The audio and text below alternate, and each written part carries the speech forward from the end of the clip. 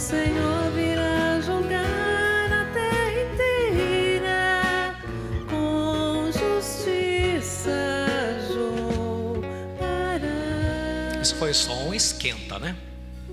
O Senhor virá julgar a terra inteira, com justiça julgará. O Senhor virá julgar a terra inteira, com justiça julgará.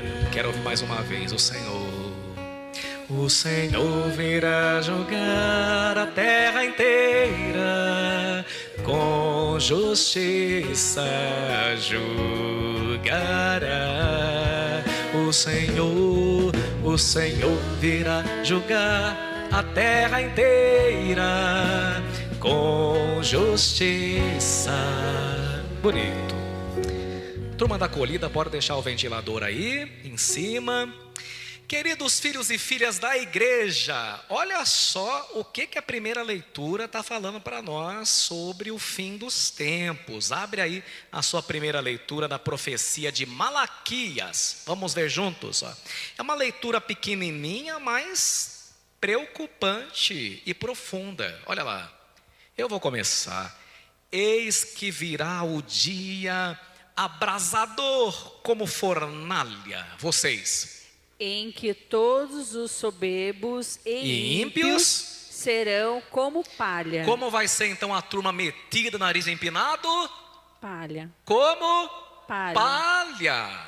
Se você não quiser ser como palha, larga a metidez e treina a virtude da humildade. Ah, vocês estão bom. Na missa das 8 não me responderam. Ótimo. E aí continua. E esse dia vindouro, vocês haverá de queimá-los. Isso me recorda aquilo que aconteceu em Pompeia, lá na Itália, quando o vulcão Vesúvio entrou em erupção. Eu estive lá nas ruínas 2 vezes, sabe? Fiquei abismado, porque no ano 79, vamos arredondar aí, faz 2000 anos, né? No ano 79, moravam umas 20.000 pessoas ali. Era por volta do meio-dia. E o vulcão Vesúvio começou a cuspir fogo e lava para tudo quanto é lado. E de repente, do céu começou a chover fogo, né? Bota para a gente a imagem da IA, da inteligência artificial, para a gente imaginar como que foi, né? Imagine meio-dia, cinza, escuridão, labareda, tudo derretendo, pegando fogo. Isso aqui é um pouco de aula de história para a gente, né? Foi uma coisa feia, né? E veja que interessante, porque aconteceu um fenômeno ali, gente, muito raro. Você sabe que o nosso corpo é 70% água, e se você esquentar muito a temperatura, a gente evapora, derrete, né? A gente é cremado, vira um pouquinho só de pó, né? Mas com essa turma aconteceu uma coisa rara, porque a cinza foi cobrindo a turma, ficou com 6 metros de profundidade, mais ou menos, de 6 a 10 metros, e a turma ficou debaixo da cinza calcificada. E aí, muitas pessoas e animais de estimação, eu me lembro até hoje que eu vi lá um cachorrinho de 2000 anos, viraram como estátua.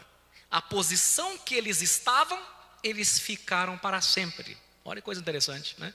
E o mais curioso é que isso foi há 2000 anos atrás, mas a descoberta mesmo foi pertinho de nós. No século 18, 19, estava escavando, debaixo de 6 metros de cinza, começaram a achar a turma. Eu até pedi umas fotos reais aqui. Bota a primeira pra gente, olha lá. Aí, esse aí ficou tentando fugir, tá vendo? De 2000 anos, ó. Bota outra, vamos ver. Olha lá, né? Tem um que é uma família inteira, bota outra, vamos ver. Olha lá, isso aqui é uma família toda ali, né?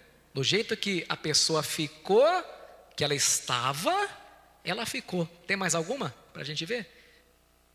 Aí, esse aqui é o último, né? E tem outras, claro, né? Tem até um cachorrinho de estimação, como falei para vocês. Isso daqui, aula de história, ano 79, mas foi só há pouco tempo atrás, no século 18, que a turma escavando descobriu a posição que a pessoa estava, sabe aquela brincadeira? A estátua, ela ficou. Bora tirar as imagens.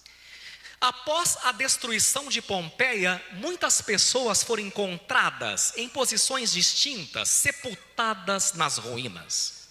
Algumas nos subterrâneos, como se tivessem fugido para se esconder. Tinha umas casinhas nessa época que tinha sobrado, que era de 2 andares. Quando começou a chover fogo do céu, aquele calor infernal, uma turma, coitadinha, na última tentativa, tentou subir no andar de cima para fugir do calor e da fogueira. Mas por que eu estou falando isso? Porque o curioso disso tudo nem é isso. O curioso disso tudo é onde é que as sentinelas romanas foram encontradas. Vocês se lembram o que é sentinela? Qual o sinônimo de sentinela em português? Guarda. Onde que os guardas romanos foram encontrados? Eu respondo, na porta da cidade, exatamente onde haviam sido colocados por seus capitães com as armas na mão. Enquanto a terra tremia sob seus pés, a cinza caía e fogo chovia do céu e todo mundo dava no pé, os guardas ficaram em seus postos como estátuas. E ali 2000 anos depois, na posição que o capitão os colocou, eles foram encontrados. Como servos de Jesus, aprendamos. Fiquemos firmes onde o divino capitão nos colocou. Quando Adão pecou, lá em Gênesis, Deus voltou como em todas as tardes para ter com ele. Mas quando Deus voltou, Deus fez uma pergunta para Adão. Vamos falar juntos com o padre qual foi a pergunta comigo. Adão, onde estás? Toda a igreja. Adão, onde estás? Essa pergunta é muito reveladora, porque revela que Adão não estava onde Deus o colocou. E quando nós não estamos onde Deus colocou a gente, é sinal de que não estamos bem. É sinal de que fizemos caca. É sinal de que fizemos besteira. Era para Adão estar onde Deus havia lhe colocado, mas Adão não estava. Fez besteira. Há uma música católica antiga. Eu me lembro quando eu era pré-adolescente, a gente cantava. Veja aí, Luciano, o céu é um ré maior, vamos ver. Essa aqui, deixa eu ficar bom em ré, ó. Não sei, quem é da velha guarda vai lembrar. Quer ver, ó? Ré, nanã, lá, nanã. É isso mesmo, volta. Quando Jesus passar, quando Jesus passar, quando Jesus passar, eu quero estar no meu lugar. Vamos cantar juntos, toda a igreja? Quando Jesus passar, quando Jesus passar, quando Jesus passar, eu quero estar no meu lugar. Quando Jesus me chamar, seja no dia de minha morte ou por ocasião de sua segunda vinda gloriosa, estarei no lugar onde Ele me colocou. Pode continuar, Eduardo. Estarei no lugar onde Ele me colocou. Estarei na minha família. Estarei no meu casamento. Estarei na minha paróquia.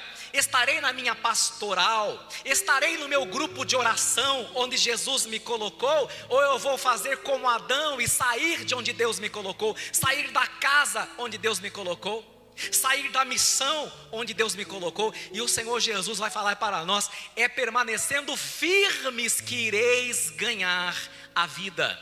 Jesus precisa te encontrar no casamento onde Ele te colocou. Ele precisa te encontrar na família onde Ele te colocou. E desertar, desistir para nós não é uma opção. A segunda leitura caminha na mesma perspectiva. Estamos na comunidade de Tessalônica, comunidade, aliás, pela qual São Paulo nutria grande afeto. Mas nessa comunidade estavam se difundindo alguns boatos perigosos. Explico. alguns cristãos fanáticos, e eles existem até nos nossos tempos, afirmavam que o mundo estava chegando ao fim. E para embasar sua ideia de que o mundo estava chegando ao fim, eles alegavam terem visões imaginárias, inspirações do Espírito Santo e revelações privadas. Gente maluca. Eu sempre tomo muito cuidado e te aconselho a tomar cuidado também com essa gente que chega para você e fala assim: Deus mandou eu falar. Cuidado, geralmente é a pessoa querendo te falar uma coisa, mas não tem coragem. Às vezes a pessoa tem a pachorra de ir no bispo, né? Agora estamos sem bispo, logo vão ter um. Chega no bispo: ai, seu bispo, o Espírito Santo mandou o senhor fazer na arquidiocese? O Espírito Santo mandou, então por que ele não falou com o bispo direto? Foi o bispo que ele ordenou, não foi você? Então essa turma é maluca, essa turma não bate bem, e a gente tem que tomar muito cuidado com essa turma. Eu escuto por um ouvido, eu solto por outro, né? Então tomar cuidado. Às vezes a pessoa quer se aparecer, né? Um monte de coisa. Alguns da comunidade de Paulo se convenceram de que já que Cristo estava voltando na cabeça deles, eles decidiram pedir demissão do serviço. Nós não vamos mais trabalhar, porque o mundo vai acabar. Trabalhar para quê? As pessoas não falam isso. Se você soubesse que o mundo ia acabar, aí você vê na internet, aí eu pegava meu cartão, passava até estourar, né? Esses dias que está passando o 13 Atlas aí, o cometa, né? Que agora está no periélio. Ele tem um tamanho de vários estádios de futebol, né? Está passando aí, né? Mas não vai cair aqui não, pelo jeito, né? Mas que interessante, porque aí falaram assim: ai, se eu souber que o cometa vai cair, eu torro o meu cartão. Aí vai direto para o inferno, né? Está roubando? Quando Jesus passar, eu quero estar no meu lugar. Então veja que interessante. A turma lá da segunda leitura falou: Jesus vai voltar. Pararam de trabalhar, começaram a dedicar o tempo deles com mexericos, se ocupando da vida alheia, vadiando, e folgados e aproveitadores dos outros.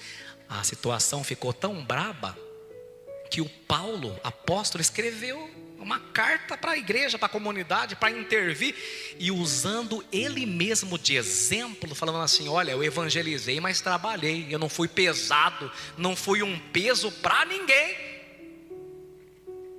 Não tem família que tem uma turma que é um peso, que é um peso para toda a família, porque são um bando de vadios? Tem, né? Nós não podemos ser peso para os outros. E veja que interessante, aí São Paulo ficou tão irado com essa turma que parou até de trabalhar, porque Jesus ia voltar, que ele falou essa frase, né? Que se falar hoje em dia na internet, a turma me xinga. Qual é a frase? Vamos falar comigo. Quem não quer trabalhar, quem não quer trabalhar, também não deve comer. Também não deve comer. Ixi, se a moda pega, hein? Vai ter uns fios aí quarentão que não vão comer mais, né? Vocês repararam que nós estamos vivendo agora a geração canguru? O que é a geração canguru? O canguru fica o tempo todo onde? Na bolsa do pai e da mãe, não é isso? Geração canguru, não tem casa, não trabalha, se aproveita do pai e da mãe, né? E quer comer do bom e do melhor. Quem não quer trabalhar, também não deve comer. Mesmo nas comunidades de nossos tempos, é possível que haja pessoas assim. Pessoas que, mesmo parecendo muito piedosas, que jamais faltam às orações e aos terços, tenham preguiça de trabalhar. Tem uma turminha que se encontra no Santíssimo o tempo todo, mas trabalhar que é bom? Nada. Sinal de que não é cristão. São Bento vai resolver o problema. São Bento criou uma regra. Qual que é a regra de São Bento? Ora et labora. Reza e trabalha. Tem gente que reza, mas não trabalha. E tem gente que trabalha e não reza. Quando você, é interessante isso aqui. Quando você reza, mas não trabalha, o evangelho para você é teoria. Você é aquela pessoa que vive andando, arrastando o pé. e quer que o mundo acabe em barranco, você não é cristão. Mas tem gente que trabalha feito um condenado, mas não reza. Essa turma vive com burnout, estafada, porque elas trabalham, mas não aprenderam a descansar no Senhor. Quando você trabalha e não descansa em Deus, você vai atingir o burnout. O que é o burnout? Esgotamento total, porque você não aprendeu a descansar no Senhor. Essa turma que se diz católica é a turma que vive a filosofia do Seu Madruga, do seriado Chaves, que dizia: não existe trabalho ruim, o ruim é ter que trabalhar. Quando você não trabalha, nem o dízimo para ajudar a igreja você pode dar. Você senta no banco limpo, na luz que está brilhando, no folheto que você recebeu, mas quem está pagando é o seu irmão que está do seu lado. Porque nem coragem para ajudar a casa de Deus você tem. Você é um peso para o irmão que está do seu lado. Não sei o que eu estou dizendo. São Paulo está dizendo: eu não fui um peso para ninguém. Há aqueles que se descuidam das obrigações familiares porque dizem que tem muitos compromissos na igreja, muitas adorações, e a pia de louça só subindo lá em casa, porque ela está rezando o terço com o Frei Gilson, né? Reza o terço e lava a louça, né? Essa turma faz da religião, como diziam Marx e Engels, um verdadeiro ópio, um verdadeiro anestésico, uma fuga da realidade. Porque, como dizia São Bernardo, mente vazia, oficina do diabo. E agora uma coisa importante: vocês que têm filhos pequenos, é claro que eles não vão trabalhar, limpar o banheiro e a casa, mas já pode e deve ajudar nas tarefas domésticas. Você pode não limpar a casa, mas enxugar uma louça você consegue, né? Não acreditem numa pessoa que quer mudar a igreja e não estende o lençol da própria cama. É mentira. Mudar o mundo começa com o jeito que você cuida da sua cama. Não acreditem numa turma que quer mudar o mundo, mas não tem coragem de botar a toalha de banho para secar no varal, que tem uma preguiça da morte. Não acredito numa turma que quer mudar a igreja e o mundo e deixa a cueca no chão do banheiro, sendo que tem um cesto para pôr. E às vezes os homens pecam nisso, porque o cesto tem uma tampa, é dentro, não é em cima que põe. Ajudar a sua mulher. Quem não quer trabalhar também não deve comer, né? Talvez o seu filho pequeno não pode limpar a casa, mas pode pegar a sacola e pôr na lata de lixo. Sobra tudo para um só lá na casa, porque você é um cristão de fachada. Reza e trabalha, trabalha e reza. Tem uns intelectualoides aí, né, que são muito bons na teoria, mas pensam que o evangelho é teoria também. Evangelho, gente, é bem concreto, é bem pé no chão, é bem pé na terra, tá? Fazer aquilo que Deus pediu para a gente fazer. Sua mãe tem que fazer tudo, né? Às vezes sua esposa tem que fazer tudo. Você é um peso, é um fardo. Nós não podemos ser um peso para ninguém. Comecem a dividir as tarefas das casas de vocês. E aí a gente vai aprender que o trabalho de fato dignifica o homem e faz a gente ser cristãos de verdade. No evangelho de hoje, os discípulos estão admirando o templo, sua grandeza, sua beleza, suas pedras enormes. Mas Jesus olha para tudo aquilo lá e com um tom profético Jesus fala, falem comigo: não ficará pedra sobre pedra, toda a igreja, não ficará pedra sobre pedra. É como se ele dissesse: tudo aquilo que vocês consideram estável, autoexplicativo, garantido, vai ruir. E quando as coisas ao nosso redor começam a ruir, guerras, pandemias, terremotos, crises econômicas ou climáticas, perseguições, traições, duas tentações aparecem. A primeira, quando a crise aparece, a primeira tentação é sair do lugar, é correr, é abandonar o posto, como muitos fizeram na cidade de Pompeia. Quando a crise aparece no casamento, qual que é o conselho da turma do mundo? Separa, vai atrás de outro, vai atrás de outra. Quando o projeto é difícil, pega o mais fácil. Mas o caminho da facilidade nunca é o caminho da felicidade. Muda uma letra, mas muda tudo. E qual que é a segunda tentação quando tudo começa a ruir, desabar ao nosso redor? A primeira já falei, fugir, dar no pé. A segunda, seguir qualquer messias de ocasião.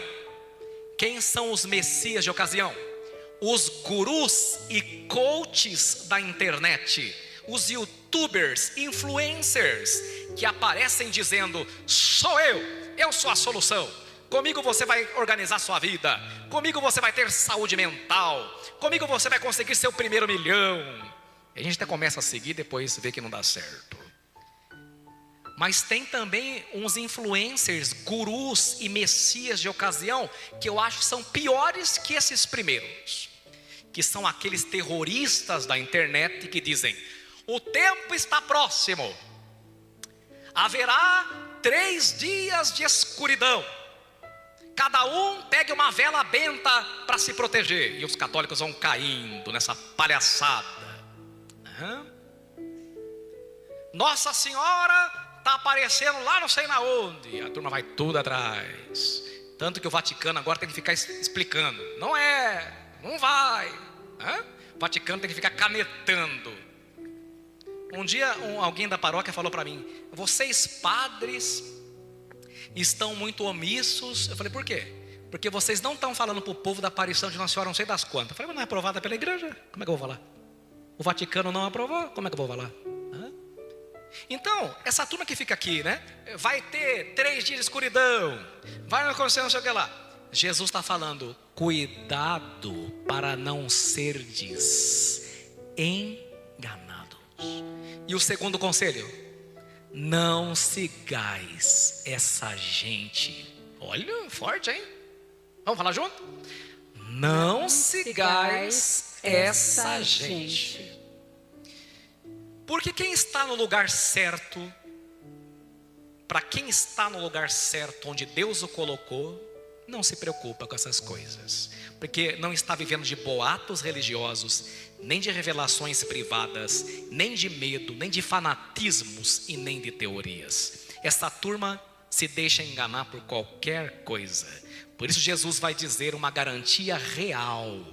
Qual que é a garantia real? Ele falou na última linha do evangelho de hoje: é permanecendo firmes que ireis ganhar a vida. Agora veja, o que é permanecer firme? Não é difícil, é a gente que complica. Permanecer firme não é ficar adivinhando quando vai vir a escuridão ou o terremoto, viu?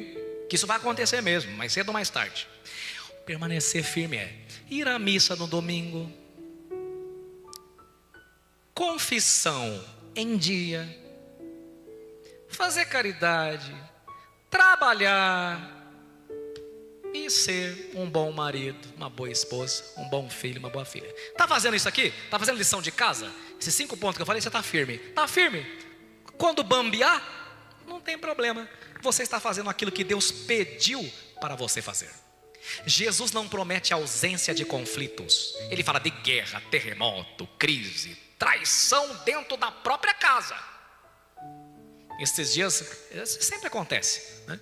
Mas esses dias uma pessoa falou: padre, olha, a gente não espera traição de quem come com a gente na mesa. Eu falei: então você não lê a Bíblia, né? Você não leu o Evangelho. Está escrito aí: vocês serão traídos e entregues por gente da sua própria família.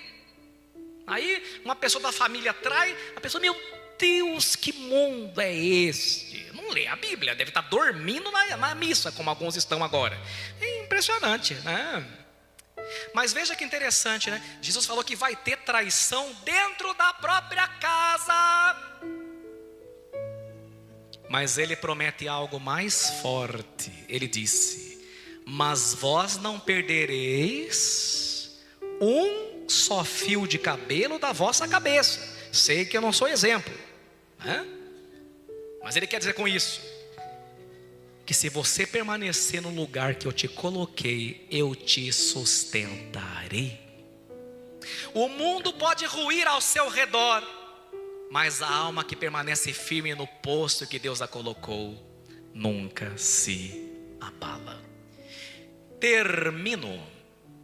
Diz uma parábola antiga, uma fábula, que uma árvore plantada no alto de uma colina enfrentou ventos tão fortes que todas as plantas ao redor foram arrancadas. Um viajante estava passando depois da tempestade e falou com a árvore: dona árvore, só a senhora conseguiu ficar de pé, como? E a árvore respondeu: é porque eu não tenho força para parar o vento, mas eu tenho raízes profundas, e raízes não correm.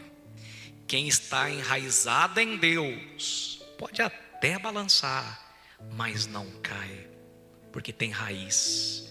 E a raiz é a nossa fé católica, que recebemos da igreja, de nossos padrinhos e de nossos pais, e sinceramente professamos, razão de nossa alegria em Cristo. Jesus hoje pergunta: filho, filha, onde você está? Você está onde eu te coloquei? Ou já se deixou levar por tantas vozes, medos, fugas e desordens? Quando Jesus passar, eu quero estar no meu lugar, no meu matrimônio, na minha vocação, no meu trabalho, na minha paróquia, na minha missão, no posto onde o capitão divino me colocou. Isso vale principalmente para você que está pensando em desistir, porque no dia em que tudo balançar, e vai, só ficará de pé quem estiver onde Deus lhe colocou. Deus nos conceda essa graça, de que no último dia da nossa vida, quando Ele voltar para conversar conosco, como voltou para conversar com Adão, e Ele perguntar: filho, onde estás? E a gente responda no dia da nossa morte: Senhor, estou aqui, onde o Senhor me deixou, agora me leva para onde o Senhor quiser. Assim seja. Amém. Quando Jesus passar, quando Jesus passar, quando Jesus passar, eu quero estar no meu